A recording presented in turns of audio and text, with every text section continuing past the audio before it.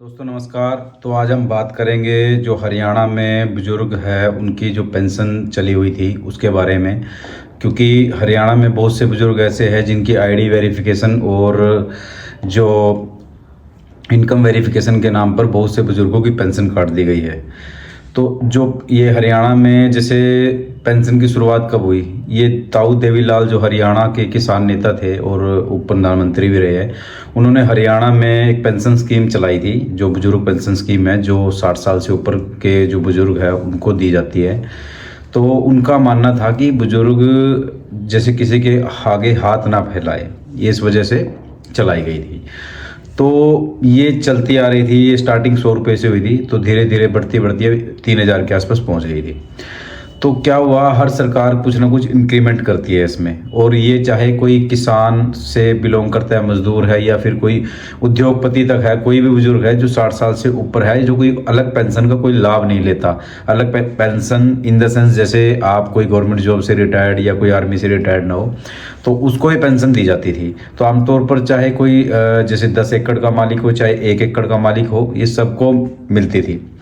तो अब सरकार ने क्या किया, जैसे अगर किसी की इनकम 3 लाख से ऊपर है या किसी के नाम पर गाड़ी है या फिर दो पहिया वाहन है, तो उनको इस श्रेणी से बाहर कर दिया गया है। उनको अब इस पेंशन का लाभ नहीं मिलेगा, क्योंकि उनका मानना है कि ये मतलब बुजुर्ग अपने जैसे कोई किसी के पास 2 बाइकें है या एक गाड़ी है तो वो अपने खर्चे को उठा सकता है।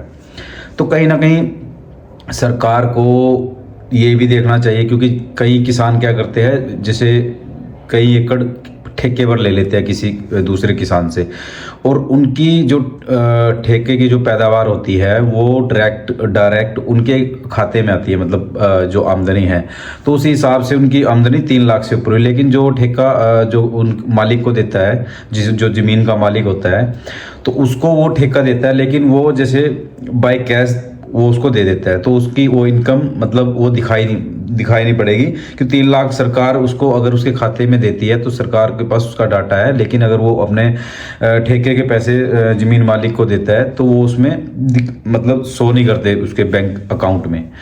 तो काफ़ी चीज़ें हैं इसमें जो सरकार ने काफ़ी गलत किया। बहुत से किसान और बहुत से मजदूर विधवा पेंशन तक इसके अंतर्गत उन्होंने बंद कर दी, तो बिल्कुल गलत हुआ। अगर सरकार वेरिफिकेशन या कहीं ना कहीं देखती है कि इससे बजट को नुकसान होता है या फिर फाइनेंशियली तौर पर हरियाणा सरकार कमज़ोर है, तो भाई हरियाणा के जो मंत्री है, पूर्व एमएलए है, काफ़ी चीज़ जो मतलब 4 बार अगर कोई एमएलए बनता है हरियाणा में, जैसे ऐसे एमएलए भी है जो 5-5, 6-6 बार एमएलए रहे हैं, और उनकी अगर पेंशन की बात करें तो 3-3, 4-4 लाख रुपए पेंशन ले रहे हैं, क्योंकि हर साल जैसे एक प्लान में अगर कोई एमएलए बनता है तो उसकी 60 से 70 हज़ार पेंशन लग जाती है, और भत्ते वगैरह वो अलग है।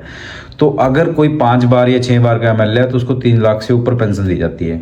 और आपको भी पता है कि एमएलए, एमपी या फिर जो मंत्री है, इनके पास कितनी संपत्ति है। एक बार एमएलए कोई अगर बन जाता है तो वो कई पीढ़ियों का जुगाड़ अपना कर लेता है।